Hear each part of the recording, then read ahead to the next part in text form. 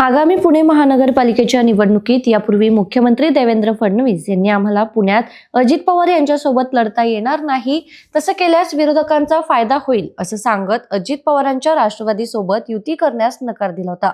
त्यानंतर आता शिंदे गटही पुण्यात भाजपाची साथ सोडेल अशी चिन्ह दिसतात। भाजपाकडून जागा वाटपात सन्मानजनक जागा सोडल्या जात नसल्याने शिंदे गटाच्या वरिष्ठ नेत्या नीलम गोरे यांनी हा इशारा दिलाय। शिवसेनेला पुण्यात भाजपाकडून सन्मानजनक जागांची अपेक्षा आहे, मात्र भाजपाकडून काहीच उत्तर आलं नाही तर शिवसेना योग्य निर्णय घेईल। एकनाथ शिंदे याबाबत अंतिम निर्णय घेतील असं नीलम गोरे यांनी प्रसार माध्यमांशी बोलताना सांगितलंय।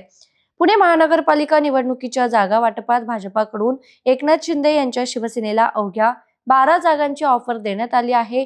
शिंदे गटाने भाजपाकडे 35 जागांची मागणी केली होती, मात्र भाजपा पुण्यात एकहाती सत्ता मिळवण्याच्या ईर्षेने मैदानात उतरल्याने त्यांनी शिंदे गटाला मागणी केलेल्या जागांच्या फक्त निम्म्या जागा सोडण्याची तयारी दाखवली आहे।